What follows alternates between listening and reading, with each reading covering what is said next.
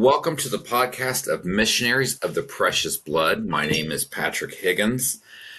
I am the Executive Director of Communications with Missionaries of the Precious Blood, and my guest today is Father Steve DeSantis. Obviously, good morning, everybody. Good morning, Father DeSantis. Father DeSantis is obviously a missionary of the Precious Blood. He currently serves at St. James the Less Parish in Columbus, Ohio. So welcome, Father Steve. Thanks for agreeing to be on our podcast today. Thank you for having me. Absolutely. Well, let's just let me get started with just a basic question. Can you tell me what your journey was? What led you to choose this vocation, specifically with Missionaries of the Precious Blood? So I grew up in a Precious Blood parish out in California, St. Barnabas in Alameda, California. And Precious Blood priests were the only priests I knew growing up. Didn't know that there was anything else because they were the only guys I knew. But as a kid, I would have, if you asked me, hey, have you ever thought about being a priest? I would have been like, oh no. I was certain that I was called to be normal, which meant married and have a career and all that fun stuff. And so, making a long story short, it wasn't until I was about 32 years old. And at this point, I had already become a companion, which is a lay associate of the community. So I had already made the spirituality of the Precious Blood part of my life as a single layman. But I was about 32 years old, and I was in a men's choir at the parish that was going to sing the Exultet at the Easter Vigil, this beautiful prayer that only gets sung once a year. And I was talking with one of the waitresses in the parish, or in the restaurant, who was an amateur actress and singer. So we were talking about musical stuff and rehearsals and that sort of stuff. And in the course of that conversation, I said to her something like, yeah, if priests could get married, I'd probably enter seminary tomorrow. And without even missing a beat, she said to me, that's a lousy reason not to do it. Really? And what's really amazing is Karen is a person who, at the time and today, doesn't go to any church. She's, not a Catholic, not a Christian. She's not anything. But yet she has sort of had that insight and said that, and that really struck me. And so that's what got me to actually start actively discerning. And so at that point, I reached out and I found a spiritual director, and I started really praying around the question of, am I called to be a priest? And after about a year of what I call private discernment, because it was just me and my spiritual director, I wasn't involving the missionaries yet, because I was fairly certain, given the fact that I was already a companion, that I would do this as a missionary of the Precious Blood if I was in fact called to be a priest. So after about a year of discernment, I really came to realize that as happy as I could be as a husband and father, there would always be a hole in my heart that could only be filled by serving God's people as a priest. And so that's when I decided to approach the missionaries and begin the process of discerning with them, and eventually made application and went through formation. And here I am, 17, 18 years later. All right. So that was, would you say that remark from Karen was kind of your aha moment, or did that come later? Yeah, I would say, I describe it as a frying pan to the back of the head moment. Okay. So less of an aha than oh wow, okay, that's a serious statement that's really causing me to think. And then the discernment led to this realization of who I was and who I was made to be. Okay, so what are the steps in the formation process? Could you take us through that, through your steps in the formation process? Yeah, so obviously there's a whole process of discernment and preparation before you enter. Once you enter, the first step we call initial formation is it can vary in length of time, because in part on the community side, it's an initial exposure to living in community and praying in community and all the pieces that are community life. On the academic side, it's doing all your prerequisites for theology if you're going on to be a priest. So if you have no college degree, initial formation is going to take you 4 years. If you have a college degree, but not a philosophy degree, it may take you 2 years. It sort of depends on what education you bring to the table already. And then after initial formation, one requests to enter what we call special formation, which is most akin to a novitiate in traditional vowed religious orders, It's a time of focus on our history and our patrimony, and our spirituality and those things that make us unique. Which is not to say you didn't study those before, but it's really a focus on that. It also includes a time of 9 months of living in a community house, not going to school, but really focusing on community life and some ministry. If you finish that phase, you then request what is called temporary incorporation, which is our equivalent of temporary vows. If you're accepted for temporary incorporation, you then, at that point, actually become a missionary of the precious blood. You put the letter C.P.P.S. after your name. You've made a commitment to us, and we've made a commitment to you, usually for a period of 3 years, which covers most of the time you're going to be in theology school. The Master's in Divinity that we do takes about 4 years to complete. So at the end of those 3 years, you can either extend for a year or request definitive incorporation, which is the lifetime commitment one makes to the community. You must be definitively incorporated before you can be ordained a deacon or ordained a priest, but you're also free to extend that as one is doing discernment. The whole of formation asks you to sort of focus on all of the different pieces, like so your human formation, who you are as a person, your apostolic formation, who you are as a minister and how you minister and different experiences of ministry. I think during formation is a great time for guys to try on ministries. I have confreres who have said, yeah, while I was in special formation, I did a year of jail ministry. And I know that that's not a ministry that I made out for. I tried it, I learned. Other people try something and realize, oh, that's really someplace that I have a passion for.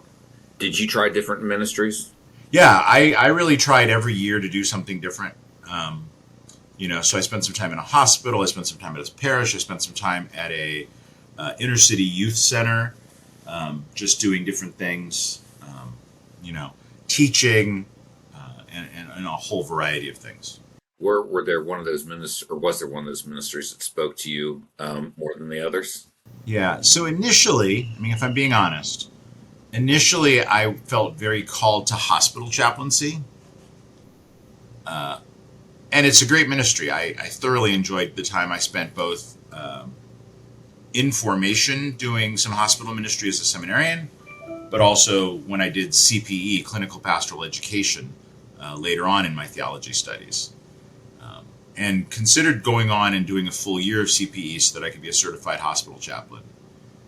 I eventually realized that really, at the time,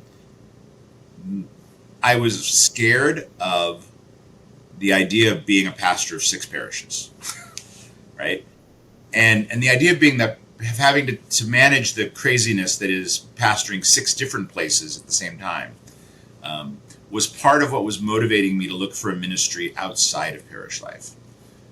I thoroughly love parish life, and I'm of the school of thought that as a priest, my primary identity is rooted in a parish. Because even when I was thinking about chaplaincy, I always knew in the back of my head that I wanted to be able to do chaplaincy ministry at a place where I would live in a missionary, in a house with other missionaries of the precious blood, preferably at a parish, so that my ministry at the hospital would have a local church root out of which it would flow.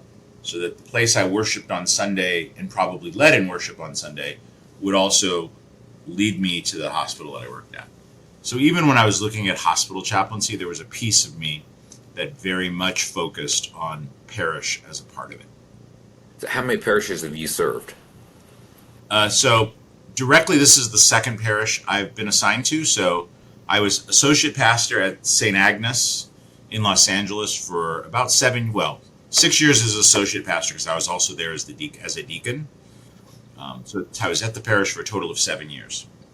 Then I came to Dayton, where I served for a while in provincial administration, assisting the provincial director as his assistant and translator, because at that point we had missionaries serving in Latin America, and the provincial did not speak Spanish, but I did. And after that, I was our vocation director for a number of years. Now, in those ministries, I would assist at our various parishes in the Dayton area. So, I've helped at parishes my whole life. And then now I've been here at St. James the Less, starting my second year as pastor. So, what was your experience like as a vocation director? What did that entail? And if you could, kind of tell me what some of the I don't know some of the challenges that you experienced in terms of getting potential candidates over the line, or maybe some who decided, hey, this isn't for me. Yeah, so being a vocation director is a pretty weighty challenge because you have a responsibility both to the community where we're trying to bring men in. We have a responsibility to the church to help men discern well. And we have a responsibility to the man to help him discern well, right? Um, and it's one of the things that's always interesting. I think most vocation directors, particularly vocation directors for religious orders, um, we have no problem telling someone, "Hey, have you considered this? Because I think it might be a better fit for you." Right? Not because we're trying to get rid of them, but because we genuinely want to help them find the best place for them. Um, I think there are generational differences in terms of what different generations find harder. Like I found that this generation that tends to smaller have grown in smaller families.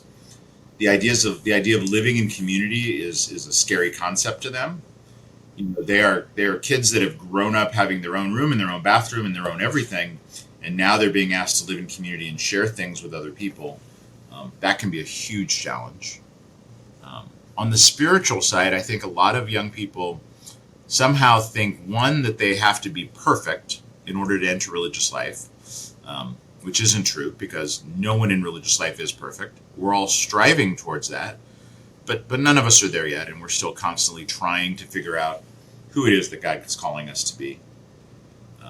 There's also a sense that a lot of young people struggle with, which is they desire certainty about the final destination, when really all they need is certainty about the next step.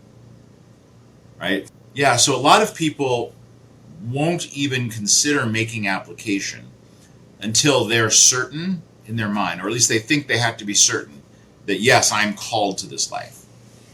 Right? And so helping them to understand that in fact, part of formation is helping you to continue to discern whether this life is right for you. That's why there's steps where you have to request to take the next step, and the community has to discern that this is in fact a good step for you to take. Yeah, in fact, I love it. Father Greg, who's my associate here, when he tells his vocation story, he often includes the fact that he reached a point where he knew everything he could know about the missionaries of the Precious Blood from the outside, and that the only way he could continue to discern was to make application and move in. Right? And then it's like, okay, once you're in, then you begin to really learn the fullness of what this is, and you can continue to discern.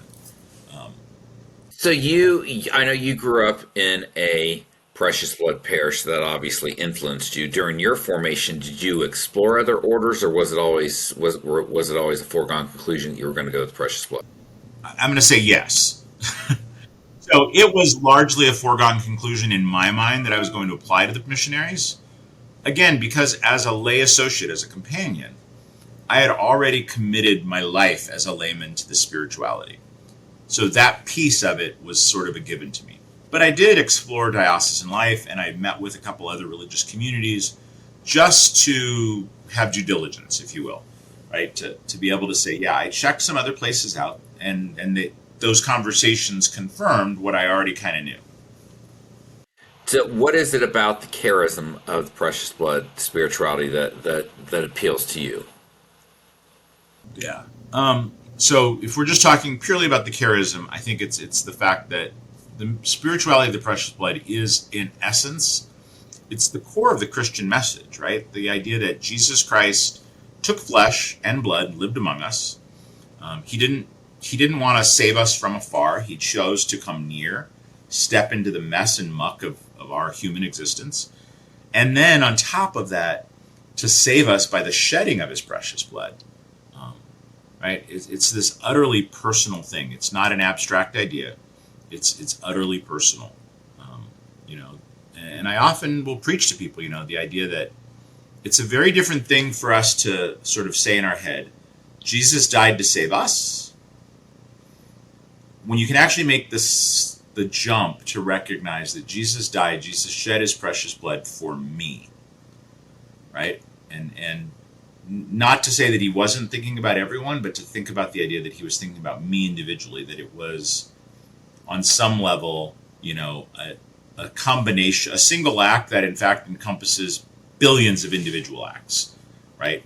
He died for Father Steve. He died for Patrick. He was thinking about each of us individually from the cross. So it's utterly profound. Yeah, that's profound. It is, and it's hard to kind of wrap your mind around that. Yeah, and it's humbling. Um, It's it humbling. is. It is absolutely. It is. It's absolutely humbling. Was there anyone along the way that tried to encourage or discourage you from the priesthood? Uh, I mean, so lots of people encouraged me. That I can think of. Sweet little old Filipino lady at St. Barnabas who constantly said to me, "Don't be a bohemian." I'm not sure what she meant by that, but Okay. Okay. that was her way of encouraging me. John Klopke, whose mission cross I have, it's up in my room. It's not in my office like it usually is, and actually whose ring I have. John Klopke was the first missionary of the Precious Blood I came to know who was approachable. So prior to him, I had two other pastors. John was the associate, but the two pastors I remember growing up, they were a little bit more standoffish, a little bit more, you know, rigid. But John was very approachable. He was funny. He would tell jokes. He was very much a human being, and that stuck with me. And that's why when it came time for me to be definitively incorporated, I asked for his mission cross because I wanted that connection with this man who had been so formative in my life, helped me to see that reality. Funny story I love to tell about my dad. May he rest in peace. My dad was an utterly practical man. His life was about, you know, building a business and taking care of his family and doing all those things. And so, on the day that I told my family that I had discerned this call, my dad's initial reaction, which is completely in keeping with his character, was, "Well, how are you going to make a living doing that?" Right? And then about 3 weeks later, so at this point in my dad's life, we had this beautiful fiction that he had a car, he had a driver's license, he had keys to the car at his house, but whenever he needed to go anywhere, one of us would drive to his house and take him wherever he needed to go in his car. We would drive his car, but we always had to take him in his car. And so I remember one day driving along, we stop at a stoplight, and from the passenger seat I hear, "I guess I'm never going to have a grandson." At that point, and to this day, I have two lovely nieces who are wonderful young women. But with me entering the seminary, my dad's hope of a next generation with the name Dos Santos was going to end, which was very. That was the closest my dad came to being deep and revealing. And I have to assume that's a common that may be a common theme among parents whose children decide to go into the priesthood Oh or yeah, any religious vocation. yeah. And again, especially now with smaller families, right? I mean, back in the day when you had, when a family would have 8 or 10 kids, having one go off to the seminary and one go off to the convent was sort of an assumption. When you have two, right? Mom and dad want their grandkids. And there is a certain pressure that sometimes you see. In fact, when I was vocation director, I heard that from catechists who told me that, I've had parents tell me, "Don't talk to my son about the priesthood. I want grandkids." Yeah. And that's why I wrote a parents' vocation prayer when I was vocation director. It was really meant to soften parents' hearts. It's a prayer where they give thanks to God for their children, and pray for their child's vocation, whatever it may be. Because ultimately, if we take away if we step away from the selfish desire to have grandkids, right, helping a parent to remember that if your child was made to be a priest, if your child was made to be a sister or a brother, that's their best path to heaven, even if you want grandkids. right? And so to be willing to die to that human desire to have grandkids for the sake of your child's immortal soul is sort of an awesome thing. Well, let me back up a bit. You talked about community life, and that's an objection, or somewhat of an objection to the Challenge. candidates. A challenge, yeah, a challenge. What does community look like? Community life look like within the missionaries? Yeah. So I think one of the things that's really neat is because we're a society of apostolic life, every house is different, right? So I mean, in more in vowed religious orders, where the rule might spell out more explicitly how you're going to live community life, and it's going to be the same in every house. In the missionaries of the precious blood, each house is a little different. So, just as a concrete example, we just had somebody join our house. So we used to be three, myself, Father Greg Evers, and Brother Tom Bowman. And now we're four. Brother Matt Schaefer has joined us.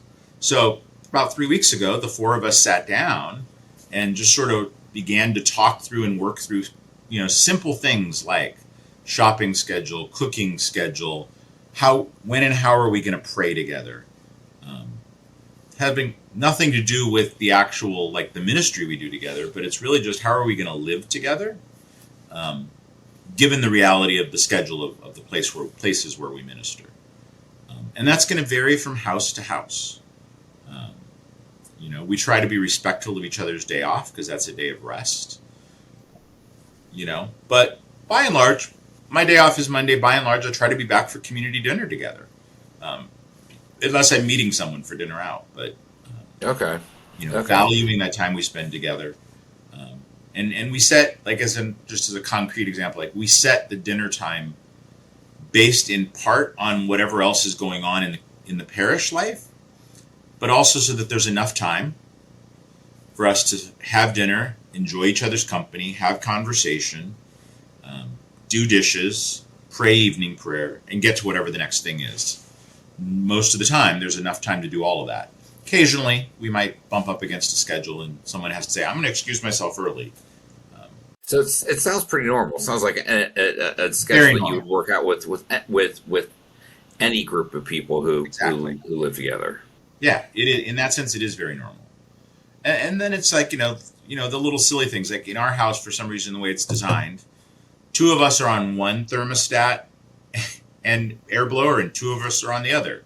So the two of us that are on one have to like work out what temperature are we going to leave it at, and when are we going to turn the blower on and off, and when are we going to sleep with our windows open because it's a nice night out.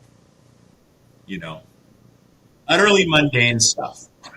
Yeah, I can imagine. It sounds like something stuff that everyone goes through. Yeah, So, how do you support candidates who are in formation? yeah. So I mean, I think the first way is just by holding them in prayer constantly. Um, but then by providing a place where I can. So we had Newton Lee, who was here for his special formation. Yeah, we spoke to Newton a little earlier. Yeah.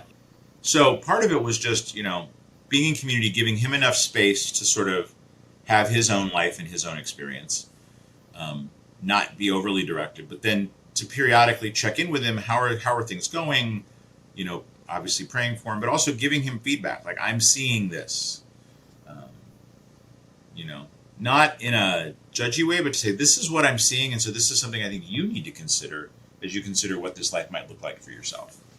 Um, I think by and large, when we're working with a man in formation, our goal is to equip him and give him everything he needs to be successful. Um, we work on the assumption that if he's gotten this far, there's probably something there in his call. Let's see what we can do to help him be successful.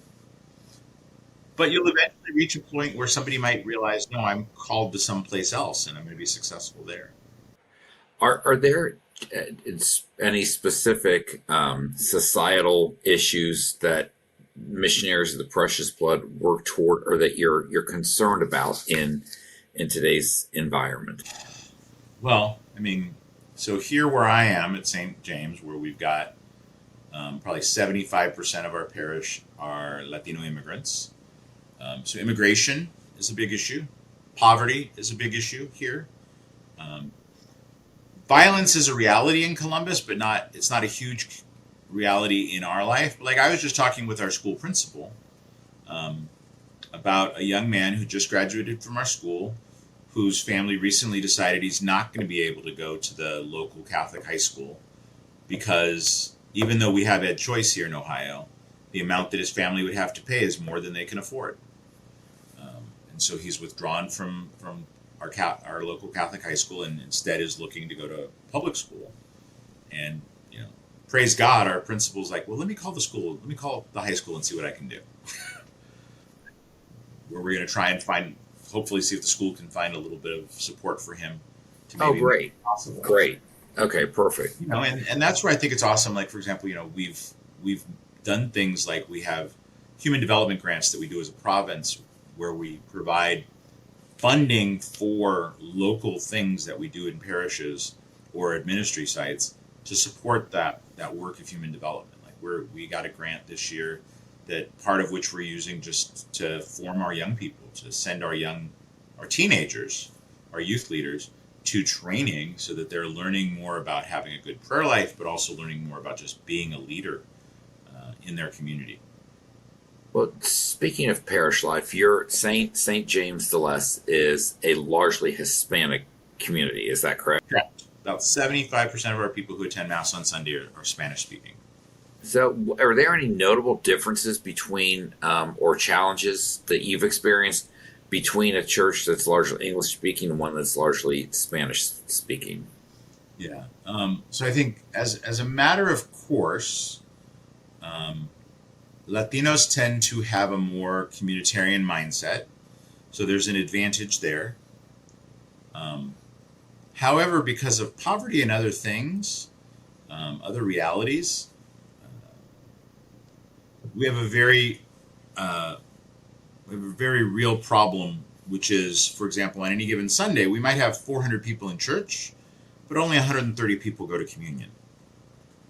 Sometimes it's a misplaced sense of sin, and where all they really need to do is go to confession and they'll be fine.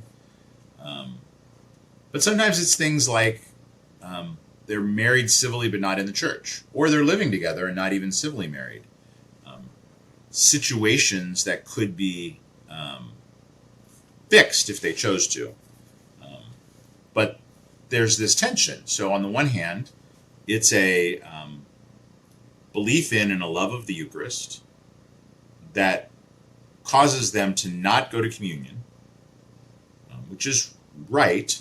But at the same time, so that's the beauty. But at the same time, they're keeping away from this thing that is the source and summit of the Christian life and that is meant to strengthen us and nourish us. Right? And so one of the things we've been talking about these last couple of weeks, because right now we're in the middle of John 6 on our Sunday Masses. And so we've been talking about the Eucharist. And just this past Sunday, we talked about if there's something that's keeping you from the Eucharist, talk to one of us so we can try and get it fixed. So that's a big challenge in Hispanic community. Really? Okay, that is a challenge as opposed to English-speaking communities. Right. Well, because I think in the English-speaking people community, it's far more common that someone will just say, "I'm going to go to communion, even though I'm not even though I'm not in a regular marriage," or they're going to say, "If I can't go to communion, I'm not going to go to Mass."